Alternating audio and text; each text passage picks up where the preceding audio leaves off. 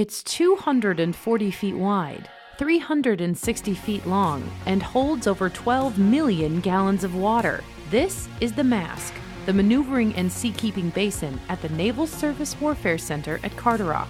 It's one of the largest indoor oceans in the world, making the MASC the most advanced test facility of its kind. So why does the Navy need an indoor ocean?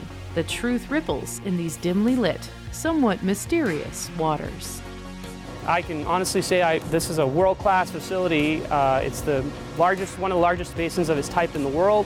The ability to recreate accurately and repeatably the seaways that you're going to see out in the real world allow us to evaluate a lot of variables and understand the system.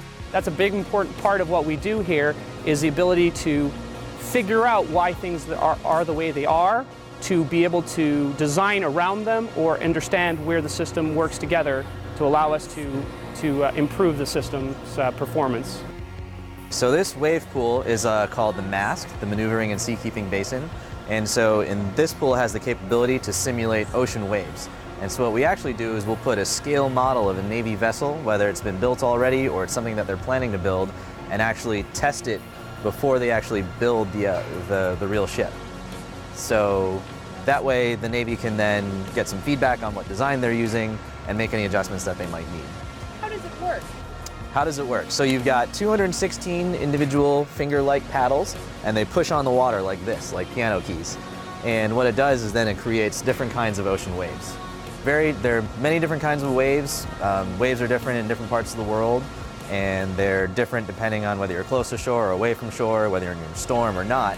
And we actually have the capability of programming all those different kinds of waves to test in. We can do a lot of different types of testing here, everything ranging from energy efficiency testing on new wave buoys for the warfighter and the warfighter support, it's usually to do with operability, flight operations, looking at ship motions in a seaway to understand what our capabilities are.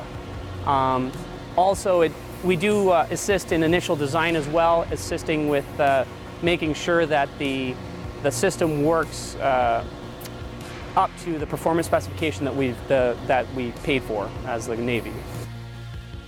I have to understand that as long as we've been building ships and boats, we really have only started understanding how they really work in about the last 100 years. And we're still not there yet. So being able to do scale model testing of ships, especially now that we're looking at trimarans and catamarans and surface effect craft, that sort of thing, with requirements for landing aircraft on it and AUVs and that sort of thing, we really need to understand how they operate. And this facility gives us that understanding, allows us to do scale model tests and really understand the ship before it goes to sea. The kind of work that we do here helps us assess the capabilities of technologies that the Navy plans to build or plans to use. And so just as part of the entire product development cycle, we're kind of like at the early stages of testing those kinds of technologies. So for example, if there's a new kind of hull form, we can tell the Navy, hey, this hull form does really good in certain circumstances, but might not be so good in these circumstances. And from that point on, you need to adjust the way your machinery operates, or you may want to consider how your sailors might be reacting in the different kind of situations that we would test. Though this seems a little disconnected from the warfighter, this is an integral part of making a fully functional ship that gets us to the theaters and to the places that we need to be in this world to keep the American public safe.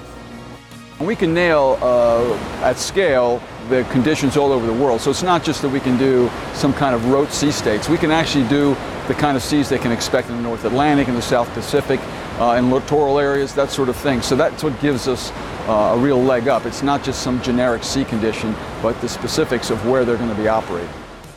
What makes our work so significant here is, one, we're on the cutting edge of technology, and then two, the end product is, I think, going to some kind of good, which is the benefit of our sailors in the Navy.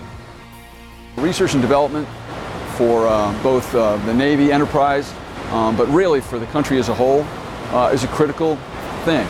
The future requires a good science and technology and research and development base. We're working hard in STEM areas to try to keep our young folks interested in engineering and sciences. I think it's a fundamental requirement of the country to be able to do this kind of thing. I would like people to understand that and understand that places like this and NASA need to have some realistic funding and support from the American people to keep this country strong.